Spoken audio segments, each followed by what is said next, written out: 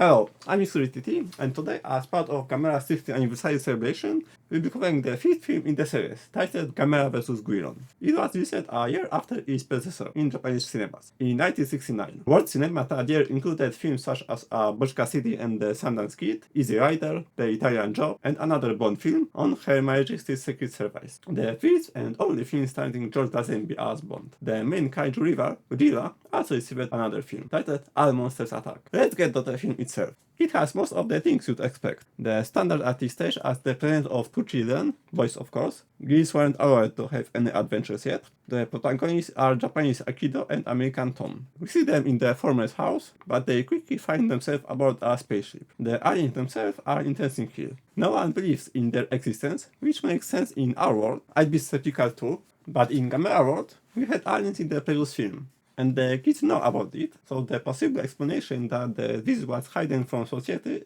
is ruled out. Everyone simply forgot about it. The aliens are presented here as two women, Barbella and Folbella, inhabiting the planet Terra, located on the opposite side of the sun from Earth, which is why astronomers have never observed them. Initially, they are friendly, but eventually, surprise surprise, it turns out they have malicious intentions, and they want to eat the hero's brains. The new kaiju in the films is the tutorial Guiron. Knife-headed is a good description for him. His main weapon is his head, shaped like a blade. Besides being very sharp, he's also durable, able to deflect laser attack from space Gyaos. This weapon is used in melee combat. For ranged attack, Guiron uses shurikens, which he fires from the special holes on the side of his head, above the blade. I mentioned space Gyaos a moment ago. The film was supposed to feature another completely new kaiju, Monga, but likely to budget reasons, they used existing suits and painted Gyaos silver. He has powers similar to the original Gyaos, primarily a laser attack, which, however, Guiron blades is immune to. It's worth noting that the fight between Guiron and Space Gyaos is the only instance in all of the Gamera films where two kaiju fight,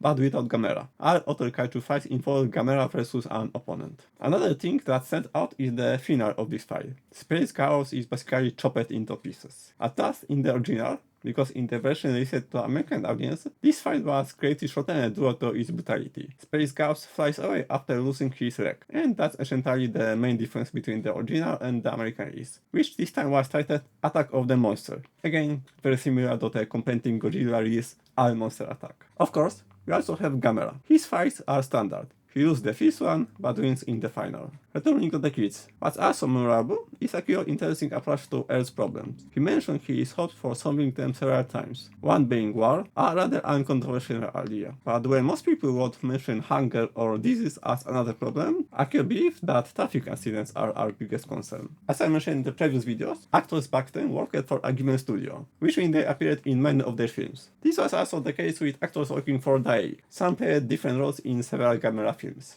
Eiji Funakoshi played Dr. Hidaka, a very important character in Gamera the Giant Monster. He also appeared here as Dr. Shiga. Shonatsuki played in 6 movies. We can see him as Ichiro Hitarata in Gamera vs. Barugon. In Gamera vs. Gyaos, he played Self-Defense for General. In Gamera vs. Viras, he appeared as Villain C. Here he played News Reporter. In Gamera vs. Jiker, he played Dr. Suzuki. And in Gamera vs. Zigya, he played Doctor. Reiko Kasahara appeared in Gamera vs. Gyaos as Sumiko Kanahura. Here she played Barbella. And in Gamera vs. Zigya, she appeared as Kyoko Kishikawa. Kon Omura played Officer Kondo here and that of the Hiroshi in Gamera vs. Jiger.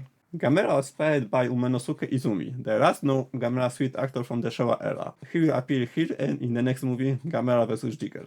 That's all about the actors. Let's move on to Gamera appearances in other works, starting with Mystery Scenes 30,000. After the previous scene was omitted from this program, Gamera vs. Guiron received regular treatment, being discussed twice. First, it was subject of the 8th episode of the season broadcasted on local station KTMA, and was the last Gamera film discussed in that season. One of the later films, Gamera vs. Ziga, was also discussed, but earlier, in episode 7. After the program gained popularity and moved to national television, Gamera was discussed again in season 3. Gamera vs. Guiron is episode 12 on that season, this time in chronological order, so Gamera vs. Ziga is discussed in later episode 16. This film is also mentioned twice in other episodes of the show. Once on the one about being from another planet, where it is stated that the film in question is worse than Gamera vs. Guiron. And again, in the latest episode about Gamera, released in 2022, discussing the film Gamera vs. Jiger.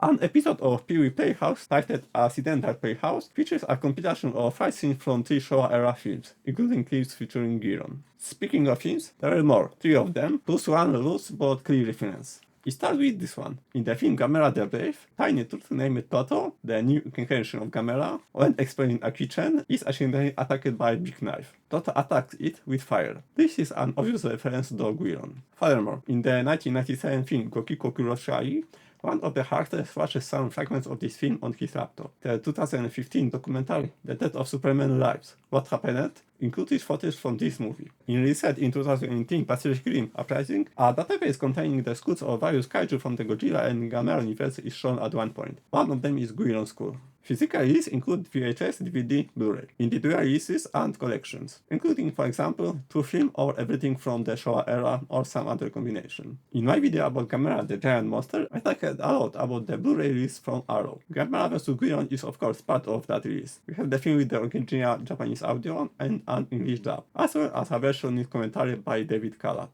Online availability is also quite good, especially for American viewers, where the film can also be found on the free website tubi.tv. The German release still has Frankenstein in the title. It translates to Gamera vs. Guiron, Frankenstein monster fight in space. Comic-wise, we have the standard. Along with the 1969 film, we got a manga adaptation. In 1995, as part of a series adapting 8 films from the Showa era, Gamera vs. Guiron was adapted in the 5th volume. The merchandise is unusual because we have 2 different kaiju enemies here, and each one got their own figurines. Guiron, as the main character, got more, very diverse one. He was also listed in sets, for example, with Gamera and all her opponents from the Showa era. Space Gyaos also get some toys, fewer than Guiron, but there are some. The next recording will be about Gamera vs. Jigger, but for now, that's all. Thank you for watching, leave a like and subscribe if you liked it, and I hope to see you again in the next video. Bye!